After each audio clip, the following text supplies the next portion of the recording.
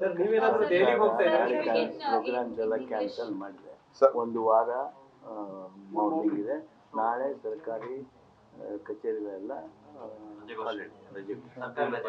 ನಾಳೆ ಸರ್ಕಾರ ಈಗಾಗಲೇ ನಾವು ಗೌರವನ ಸಲ್ಲಿಸಬೇಕಾಗಿದೆ.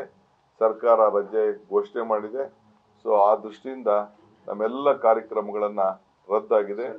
ಸರ್ಕಾರಿ ಕಾರ್ಯಕ್ರಮಗಳನ್ನ ಮತ್ತು ನಮ್ಮ ಪಕ್ಷದ ಕಾರ್ಯಕ್ರಮ ಇದೊಂದು ಮಾರ್ನಿಂಗ್ ಒಂದು ಬಿಟ್ರೆ ಮಿಕ್ಕಿದೆಲ್ಲ ಕಾರ್ಯಕ್ರಮಗಳನ್ನ ನಾವು ರದ್ದು ಮಾಡುವಂತ ವ್ಯವಸ್ಥೆಯನ್ನ ನಾವು ಮಾಡಿದ್ದೇವೆ. ದಯವಿಟ್ಟು ಒಂದು ವಾರ ಏನು ಸರ್ಕಾರ ಶೋಕ ಆಚರಣೆ ಮಾಡಬೇಕು ಅಂತಿದೆ ಅದನ್ನು ನಾವು ಯಥಾಸ್ಥಿತಿ ನಾವು ಮುಂದುವರಿಸ್ತೇವೆ.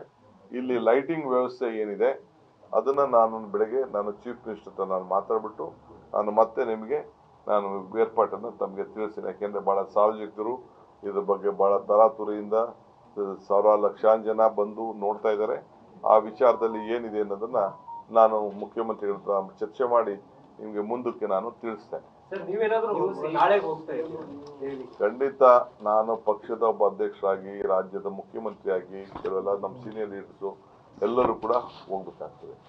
ಬಹುತೇಕರು ಲೀಡರ್ಸ್ ಎಲ್ಲರಿಗೂ ಪರಿಚಯ ಇರೋರು, ನಾವೆಲ್ಲ ಅವ್ರ ಕೈ ಕೆಳಗಡೆ ಕೆಲಸ ಮಾಡಿರೋರು, ನಾವೆಲ್ಲ ಖಂಡಿತ ಹೋಗ್ಬೇಕಾಗ್ತದೆ. ಅದಕ್ಕೆ ಸಪ್ರೇಟ್ ಆಗಿ ವ್ಯವಸ್ಥೆನ ನಾವು ಚೀಫ್ ಮಿನಿಸ್ಟರ್ ಮಾತಾಡ್ಬಿಟ್ಟು ನಿಮ್ಗೆ ತಿಳಿಸ್ತೇವೆ. ನ್ಯೂಸ್ ಫಸ್ಟ್ ನಿರ್ಭೀತಿಯಿಂದ ನಿಮ್ಮ ಪರವಾಗಿ.